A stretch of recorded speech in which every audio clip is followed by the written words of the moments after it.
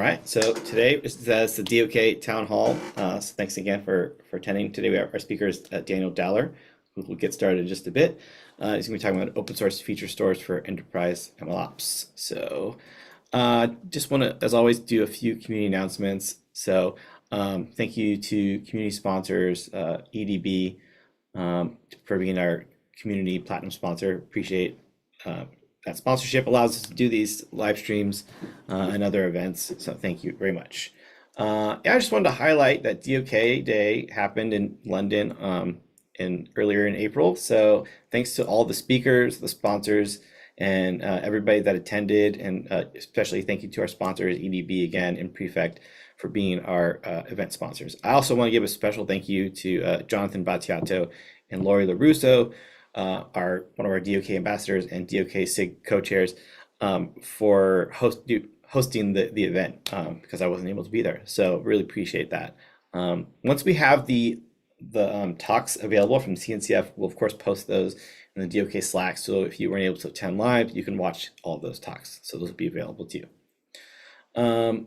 So something that we worked on last year, and it's available, and we're always looking for more contributions, is our Get Started guide.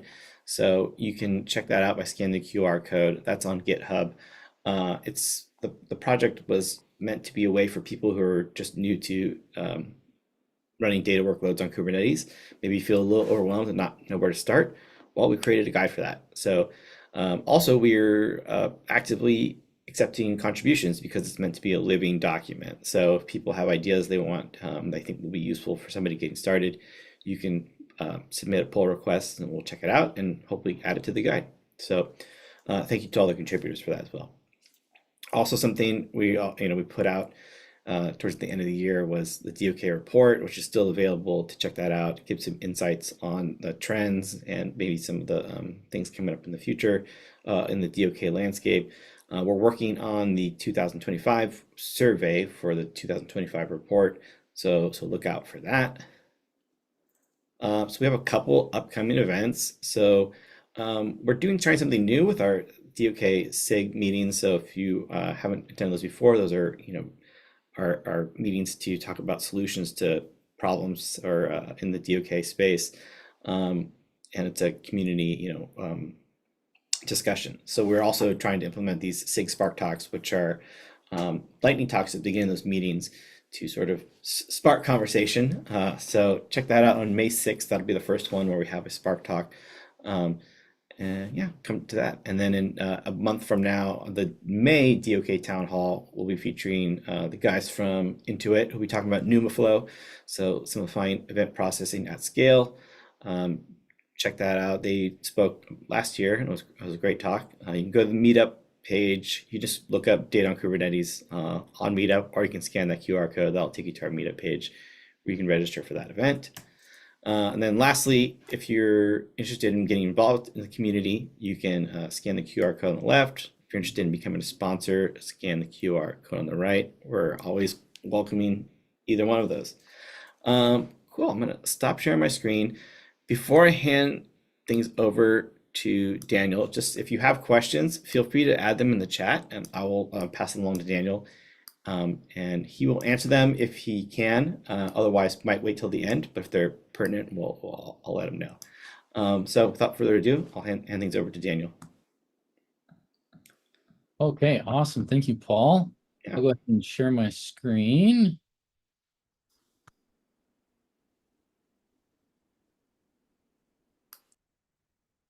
Okay, can everybody see this? Okay, open source feature stores for enterprise MLOps. Yep, looks great.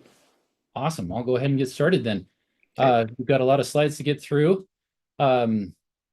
So I guess by way of introduction, my name is Daniel Dowler. I work at Red Hat as a principal software engineer on the OpenShift AI project.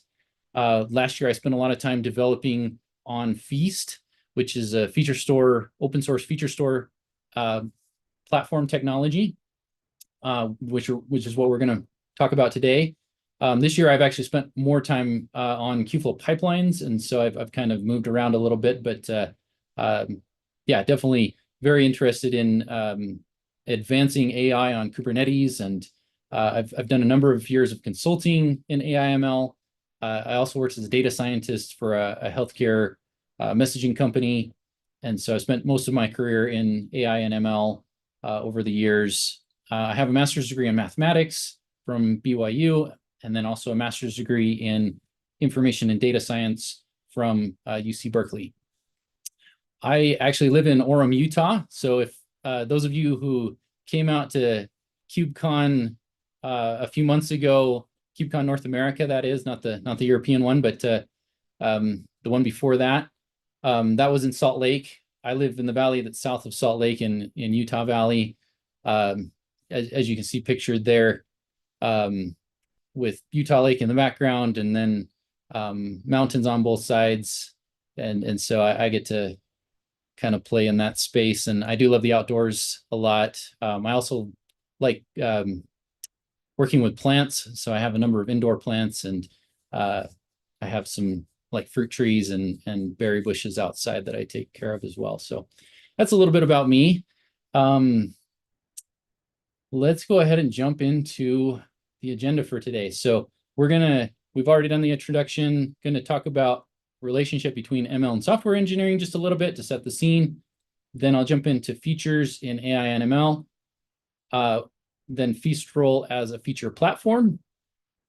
And then finally, this is kind of the crux of the presentation, talking about new cloud native enterprise capabilities, which some of the people at Red Hat that I've worked with, and then also the community have been working to improve. And then we'll have demo time, and hopefully everything goes well there. I've prepared a little bit of a demo for everyone to see. And finally, then final thoughts. Okay, so lots to get through. Presentation objectives. Basically, I'm hoping to give you a better understanding of the work that's been done recently on Feast. And then, this is going to lead to better awareness of what's available, and understanding of the new cloud native functionality on Feast. Okay. So let's talk about the relationship between ML and software engineering. This is something that I saw a lot of as a AI ML consultant in past years.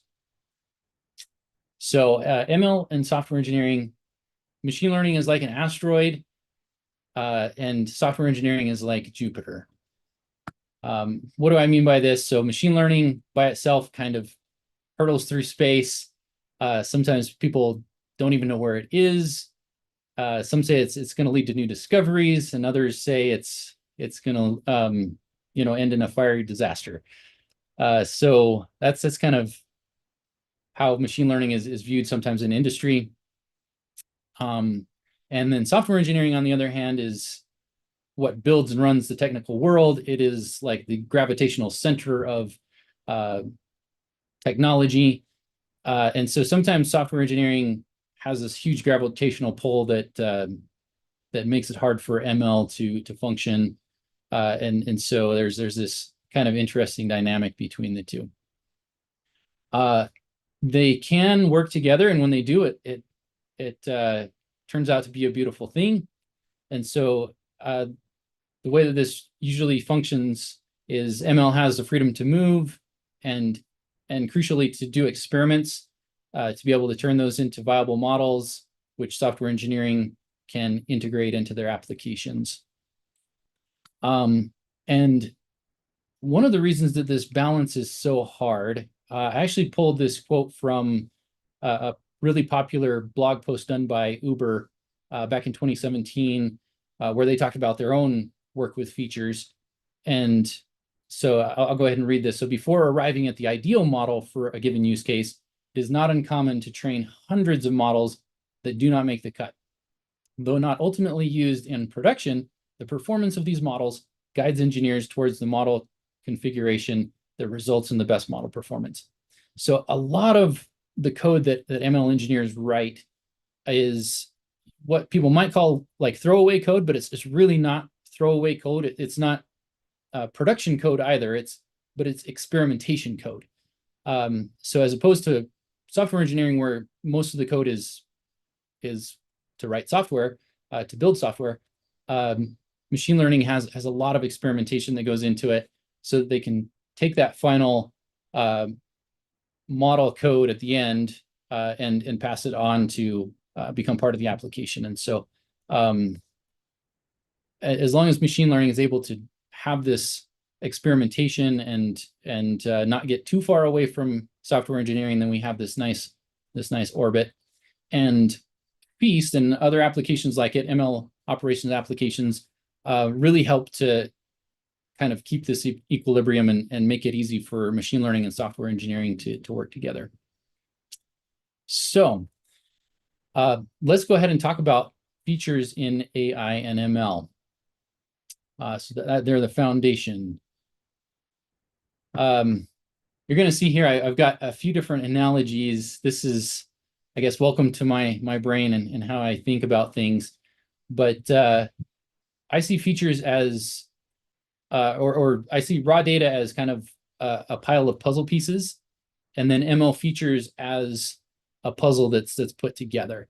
And so what I mean by that is that the raw data, if you pick up a couple of puzzle pieces from a pile, you can kind of tell this one represents water, this one is part of a mountain, and you can kind of get a little bit of information from that.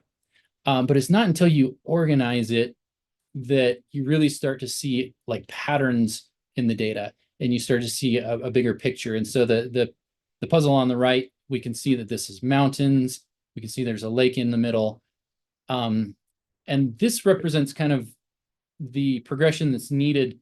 We want organized data so that it's easy for ML models to make predictions. And so an ML model in this case might be tasked with answering the question of how tall are the mountains in the image, or how long does it take to row across this lake?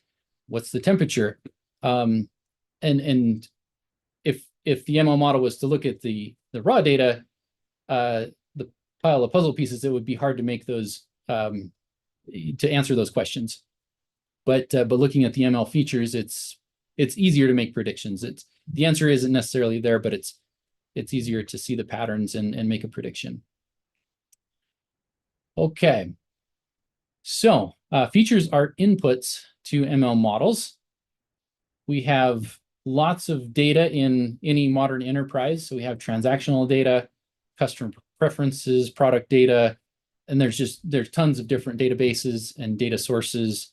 There's sales data, there's customer success data, and application data. And so all of this data provides a context that ML engineers can create features from that can supply models to make predictions.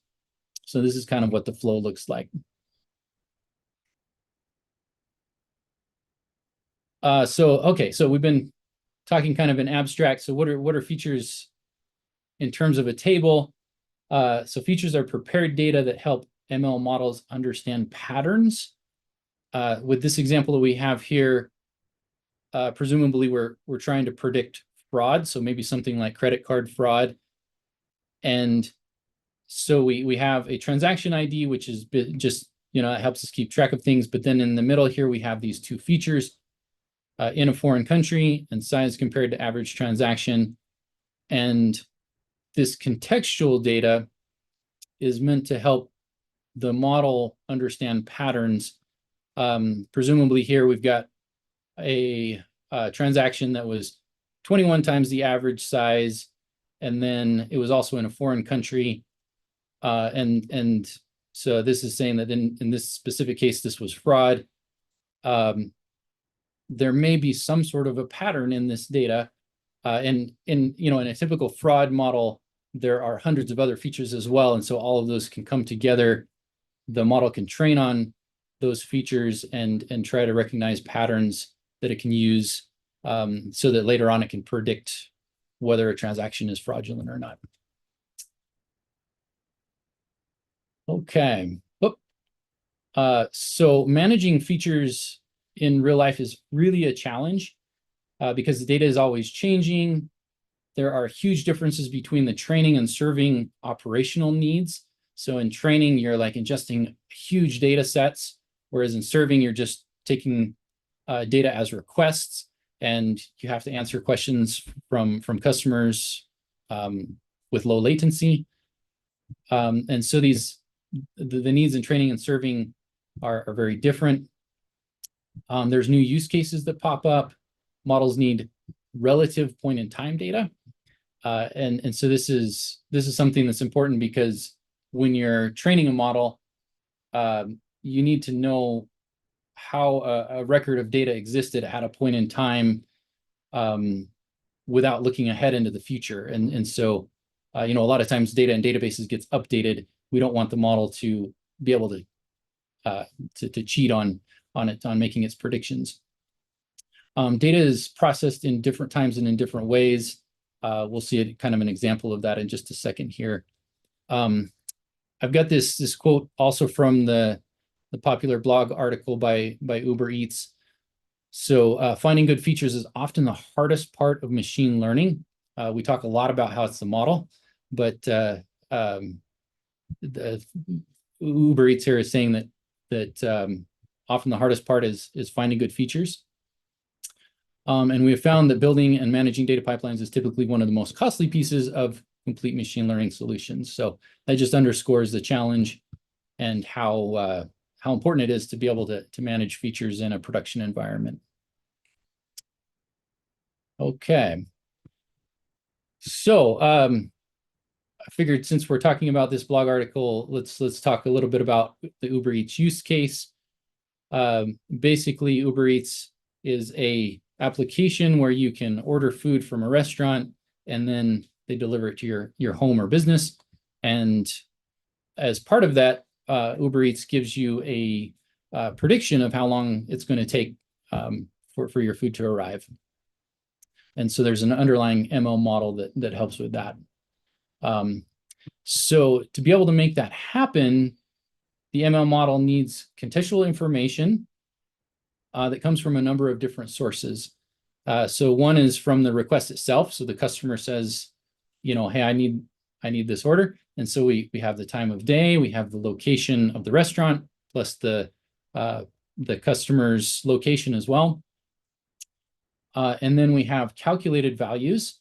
So one of the calculated values is average meal prep time over the last hour. This value probably doesn't exist in a database yet. It needs to be calculated possibly in near real time. And then we have these historical prepared values. And this is stuff like average meal prep time over the last 7 days. And there's probably a number of other like contextual information, maybe about the restaurant that we store in a database. And so we've got to pull data from the database, match that with the calculated values plus the request, bring that all together so that we can make inference using our model. So bringing this all together is often a challenge, and so that's part of Feast's role as a feature platform, is helping to make that happen. So I should, I guess, clarify that. So I've been talking about Uber Eats and their blog article. They I believe have their own in-house feature store implementation. Feast is not necessarily associated with Uber. So let's talk about Feast and what it does. So open source ML feature operations platform. We have centrally managed features. We can serve features in training and serving, and then we can materialize feature data from training to serving to make it so that it's consistent in both these environments. We can also do it in reverse order, where so requests that come in, that data isn't in training yet. Feast can help to get it there so that we can use it for future model training operations. And okay, so yeah, and I won't read through all of these, but Feast addresses a number of problems like training serving skew and data leakage, and it serves as a nice platform for being able to work with ML features. Okay, so in terms of the ML flow, Feast kind of fits between the data and the features that ML engineers use. So more specifically, Feast is a feature platform, and the features as they're created in Feast are these what we call feature views, and they're more like raw features or foundational features that different ML teams can pick up. And so in this case, I have ML Team A and ML Team B. They both have their different model use cases. So maybe ML Team A is in charge of a fraud model, ML Team B is in charge of a recommendation model, and so they can pick up those features and further refine them into what they need, and do the work that they need to like split out the data and things, and then use them in their models. So, and then they can also contribute features back to Feast so that they can be used by other teams. So, and this is just the official diagram on the Feast website. Kind of shows the flow where you have request sources, like you can have an HTTP request. You have stream sources, so like Kafka and Kinesis, and batch sources like BigQuery, S3, Parquet, Postgres. There's a number of different sources that you can pull from. The data can be transformed, and Feast actually does a little bit of transformation now. It's not meant to be like a full transformation engine, but it does support some transforms. And then like the main functionality of Feast is to store the features and serve the features both for online or model inference and offline or model training applications. Okay, so let's talk about the new cloud native enterprise capabilities that exist in Feast. So last year, about the beginning of last year, the company I work for, Red Hat,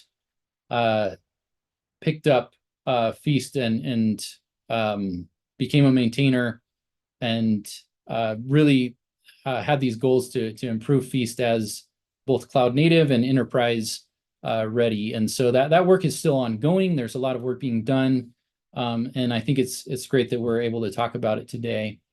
So in particular, let's talk about like, what do enterprises need? So, well, I have to chuckle a little bit here because enterprises, like the bigger they are, the more needs they have, and truly, like enterprises have a lot of challenges. But these are a couple of like the basic ones. So role-based access control. This is where you have like roles like admin and user, maybe viewer, and you want to be able to support limited access for the roles that you have in your organization. Also, like feature store custom resource and Feast operator. So these are dealing with how we deploy Feast. Enterprises have like complex deployment needs, and they don't want to be having to kind of manage all of those. And so, a Feast operator that makes it easy to deploy the resources and work with them like in a declarative way and also in an imperative way is useful. Finally, here I have tenancy grayed out here. This is also a big need. It's one that's that the Red Hat team has designed, but it still hasn't been implemented yet. So that one should be coming. Okay, so let's talk about each of these in just a little bit more detail. So role-based access control, one of the things that has been added is authentication. So OIDC and Kubernetes are both supported in this. Basically, you define your permissions in Python, and then you also define your service account. And so if you're using Kubernetes, for example, and we'll get into this in the demo, but you define your service account, your role, and your role bindings, and then Feast can use those. and it can use those along with your permissions to support different roles. So if you're doing authentication with OIDC, you can use an application like Keycloak for identity and access management. And so you have that option as well. Feature, so this is a, feature custom resource. So this is also something that the team has worked on. So this is a declarative way of putting all the pieces in place that that Feast needs to be deployed. And so we have a way to declare like the authorization part of it, and the what we call the offline store, the online store, and the registry. And so we can specify those as well. And so we have a custom resource to do that. And then finally, we have a Feast operator. And this is the custom resource definition is kind of the center of this. And then we also have just a number of other like roles and deployments and things like that that are all put together to make it possible to operate one or more feature store instances in a cluster. Okay, so we made it to demo time. This is where I'm going to go ahead and let's see. I'm going to switch. Can everybody see my command line here? Yep, looks good. Okay, awesome. This is working then. So I've got a demo, and this is something I put together. I've got my day job as well, so I'm hoping that all of this works right. So I basically have got a cluster that I've spun up already, and I'm going to use K9s to kind of show you that. So let me know if this needs like bigger font, but basically I've created a Feast namespace, and inside of that namespace, I've spun up a Postgres and a Redis database. The Postgres database is going to serve as the offline store, and then also the registry kind of keeps track of things internally in the Postgres database as well. And then the Redis database is the online store, so low latency data repository or data database. So I've spun those up already, and they have the data in them already. So I've kind of just set that up. So, and one other thing that I've already set up is I've set up the roles. Let's see.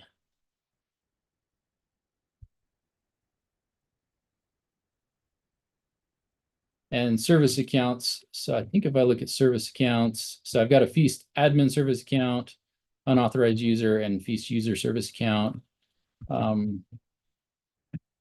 Role.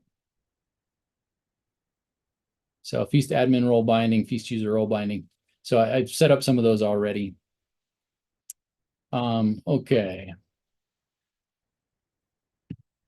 So now what we're going to do is we're going to go ahead and install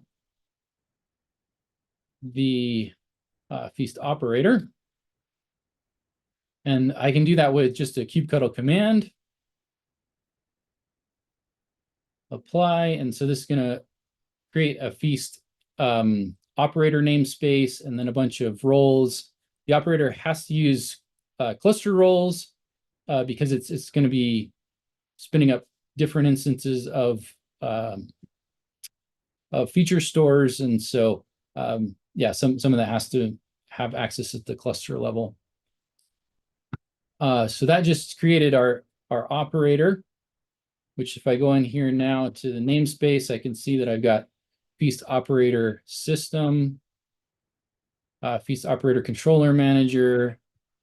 If I look at deploy, got the Feast operator controller manager deployment. And then, yeah, a number of other resources that have been spun up so that this operator can manage feature store instances. Okay. And this is going faster than normal because I already have like images pulled onto my system. If you like do this for the first time, then it might take a little longer because you've got to pull some of the resources. Next thing I'm going to do is, and let me just, before I go to the next step, let me just show you this. So actually, I think I've got it on my web page here. So I'll make this just a little bigger. If you go to the Feast GitHub page, so you can look at in detail the Feast operator itself, and then the install YAML. You can see all of like the resources that are being installed as part of the operator.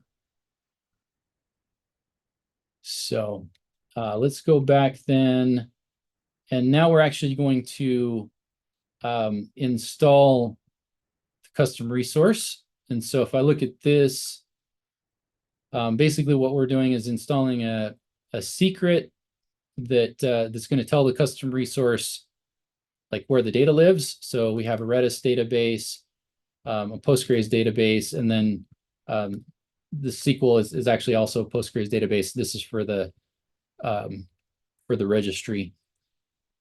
And then the feature store custom resource itself is defined as follows. So we got our Kubernetes roles that we're gonna be using, and then we have an offline store, an online store, and a registry that we've configured. So we're going to use that configuration. Oops.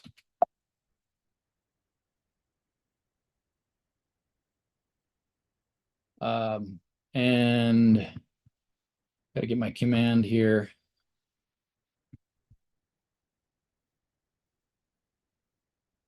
We're going to use that to create our specific feature store example. And so now if I go back to the Feast namespace, I can see I've got a deployment that's spinning up here. It's going to have 3 different containers when it's done. So this will take just a minute to spin up, but it'll have a container for the registry, online and offline services. So while that's spinning up, one thing that I need to do is once those are spun up, I need to copy feature definitions and permission definitions to this deployment. And so let's look at what those are just really quick. So feature definitions, this is kind of just like the schema definition, and it tells Feast like what features we're going to be pulling. And so this is done in Python. We have this is the Feast SDK. We can define what's called an entity. This is kind of like your primary key. And then we can define the data sources. In this case, our offline data source is Postgres. And then we define the feature views that we want to be able to access. And so we have a table called zip code features, and we have like these different fields in that table. We have let's see, a credit history table as well, and so we have some fields in there that deal with credit, like credit card amounts and loan amounts and things like that. So, and then we're going to have what's called a request source. So this is information that's provided at request time, and that's going to be the loan amount. So a loan amount that maybe is being requested. And then finally, we have the ability to do like on-demand calculations. And so that's what this on-demand feature view is. So it's basically, it's defined as a Python function. In this case, we're trying to calculate the total amount of debt due. And so we're going to take the other features that show like credit card amount and mortgage amount and things like that, and we're going to add them together into a total amount. So, and this will be calculated at request time.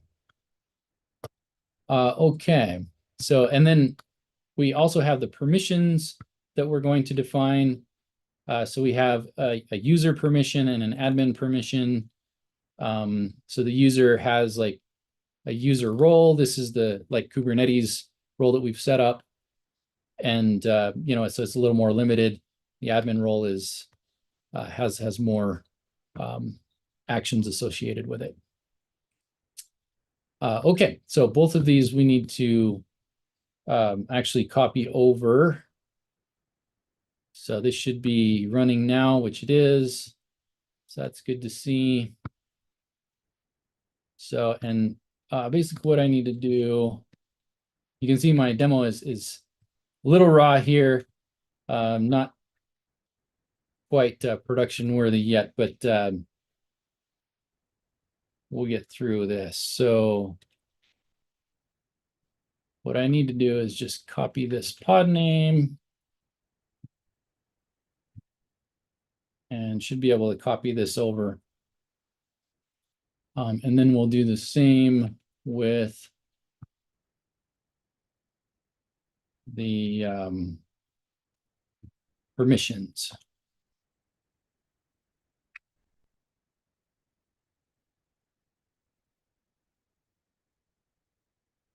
Oh, looks like I didn't copy that right.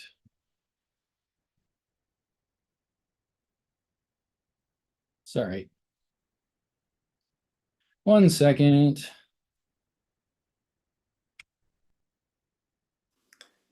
Take your time. Yeah, sometimes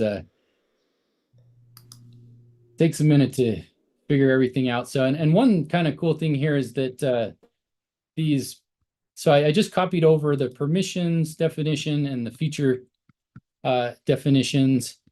And we have these different containers that are running. So, whoops, if I go into the feature store deployment, I've got a container for the registry online and offline, but they actually share a volume. And so by copying to the right directory, I actually am able to like have that information shared between all of them. So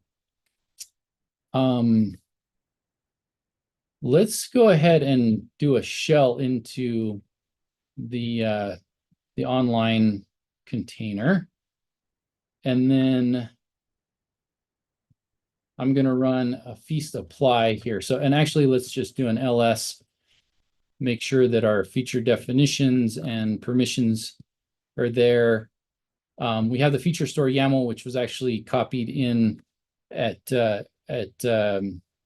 when the feature store was created. And so when I do a feast apply, it's going to take that information and basically apply it to the feature store.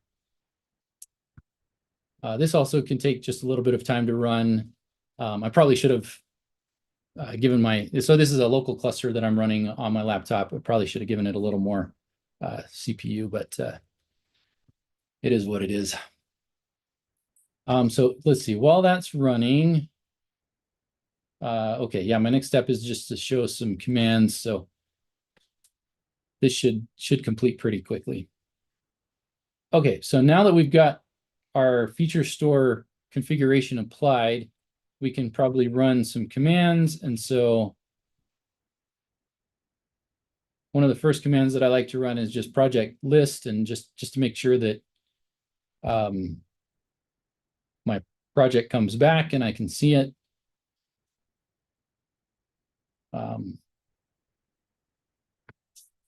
Everything always goes slower when you're presenting, doesn't it? Definitely. It's one of the joys of demoing live. Yeah, okay, so there we go. No such project. Why did that? Okay, so that should be showing my project, which is a little concerning. Project list. I hope I don't have a bug here in my demo. I've been hacking around a lot in this environment, so I might have introduced something. Hopefully not.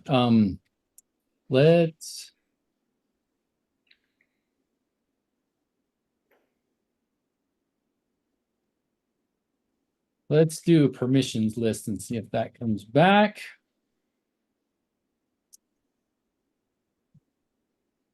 So what you're supposed to be able to do is you're supposed to see the project, and then also, yeah, permissions. If I've done this right, it should show us the permissions that we've defined, and so we can see what we have available. I don't know if this is just the way it's just. Oh, never mind. There we go. So I'm getting permissions. I don't know why I didn't list the project, but yeah, this is the view that I'm supposed to see.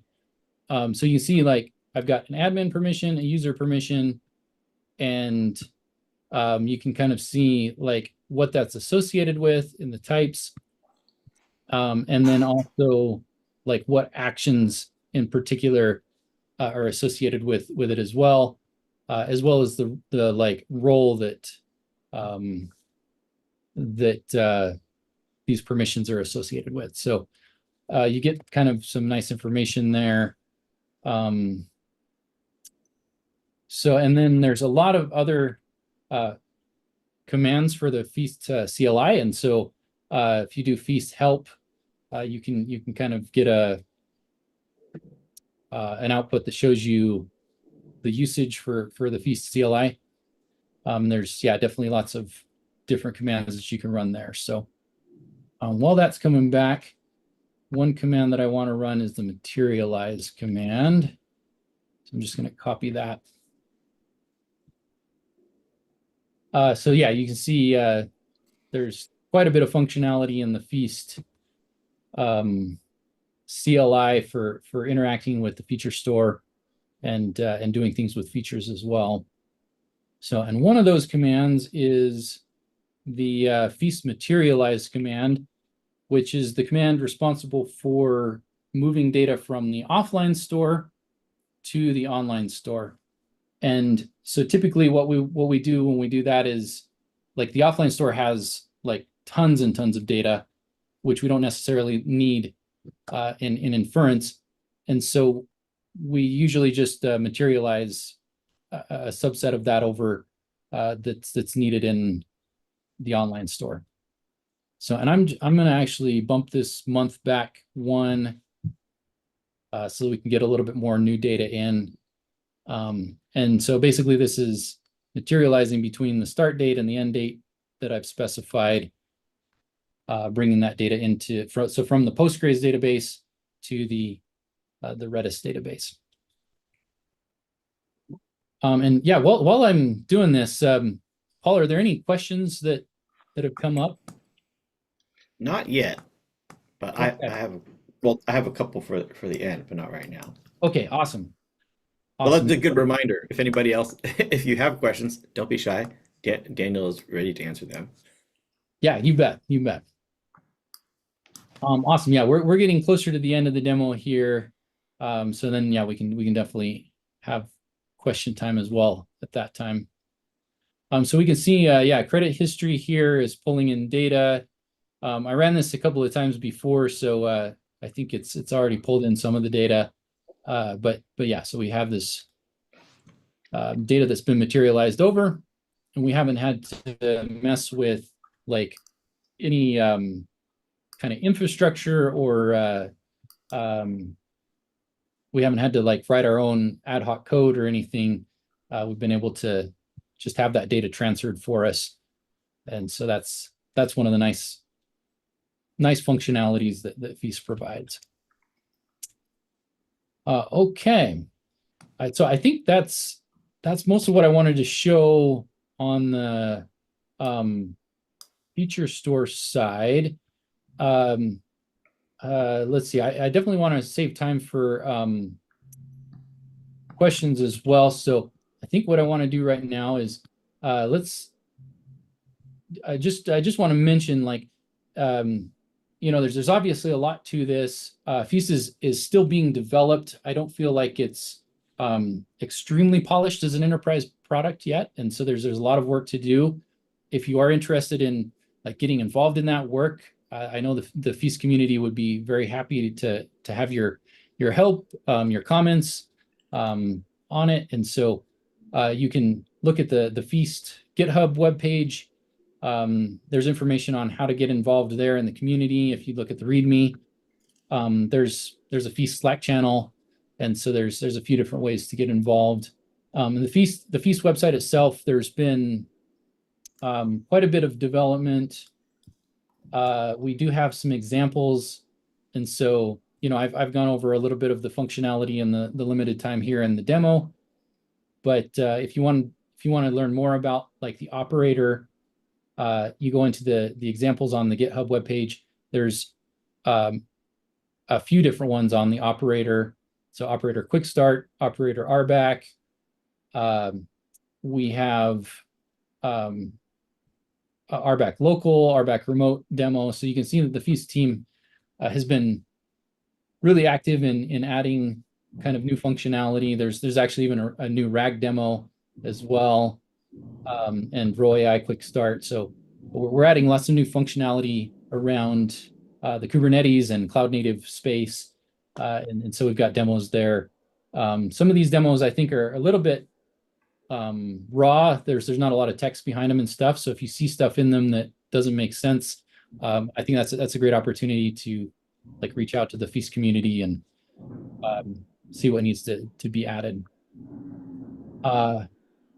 Okay, I guess one other thing to mention on this is that so if you go into the infrastructure, you have the Feast operator there, and there's actually a README that's really good in this directory as well. So if you go to the Feast operator directory, you can get more information on the Feast operator.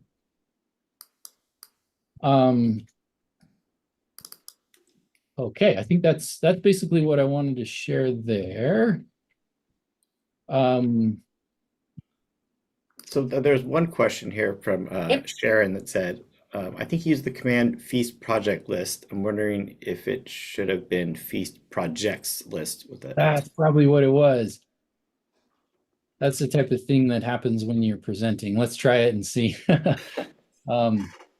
I think that's probably what it was. So that's probably an enhancement we could do to Feast to make it more resilient to little things like that. We'll see if that comes in. I think this is basically what I had prepared for like the demo and the presentation. So I guess just in a way of like final thoughts, Feast. Oh, there we go. So look at that. It was just that it needed to be plural. Feast is definitely being actively developed. It's, I think, in a stage where it still needs development.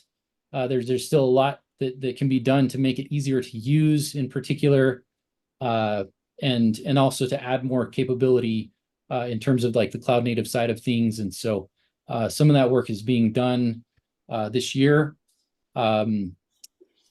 Really need like input from the community, I think, to kind of prioritize and figure out what's needed most from users. And so yeah, love to have that input as well from people in this group or anyone that listens to this later on. Yeah, I was gonna ask like what's on the roadmap for feast continued development. Yeah, that's a good question. So I know tenancy is one of the big things that the Feast team at Red Hat is interested in adding.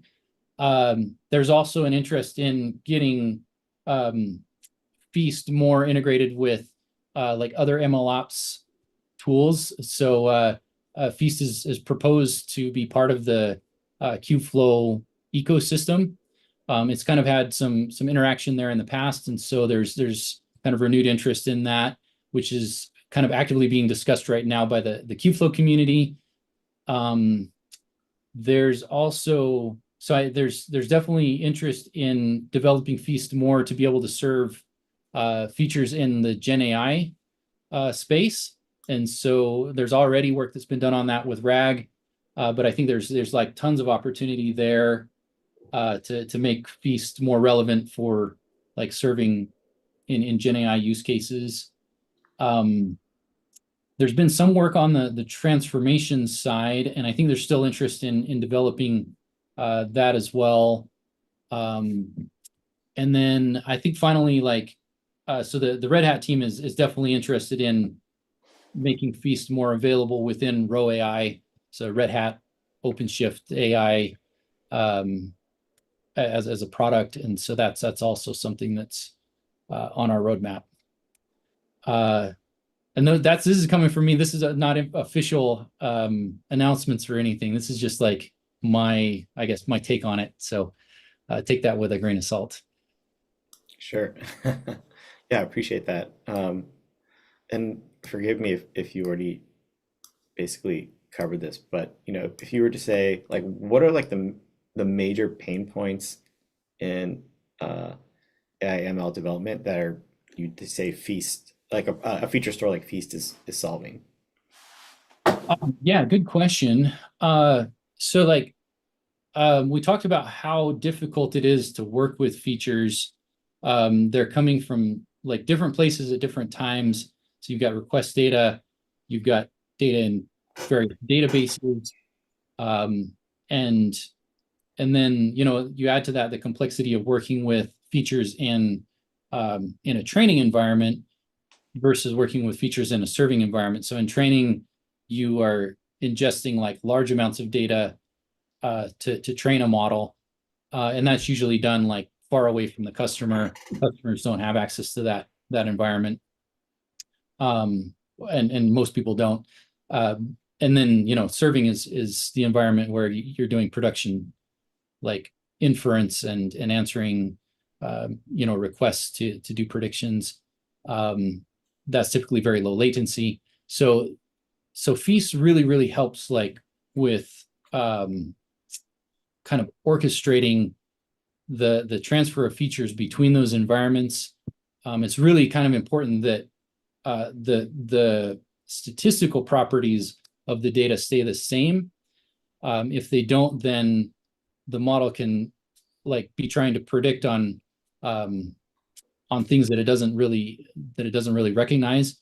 And so yeah, Feast kind of really helps to keep consistency between training and serving, and then just helping with transferring data back and forth. So I think that's kind of the high level of why like Feast is a really important tool. I should mention that it's not always like you don't always need a feature store. So if you have a really basic model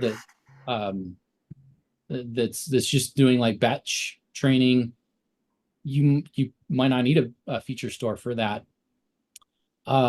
There's plenty of use cases where it's just not needed.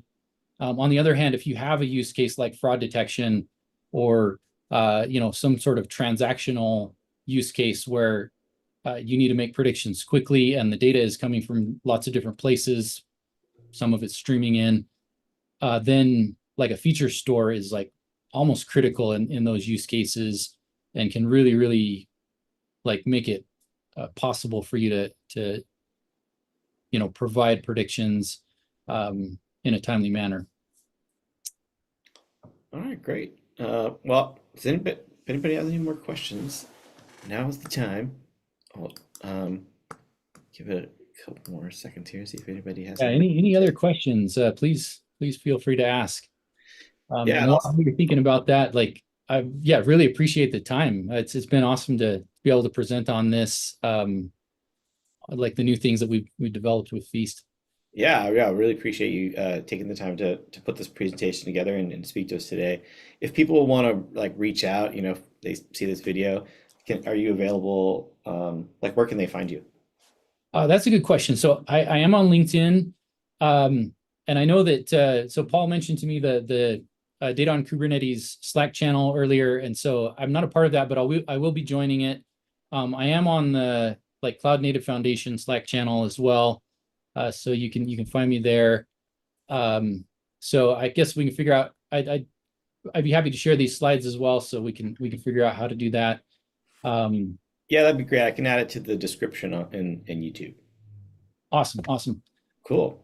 Well, yeah, thanks again, Daniel, so much. Really appreciate you putting this presentation together. It's really useful information. And yeah, so thanks a lot, and yeah, have a great rest of your day. And thank everybody for joining us, and we'll see you at the next one. Thanks all. All right, thanks. Bye-bye.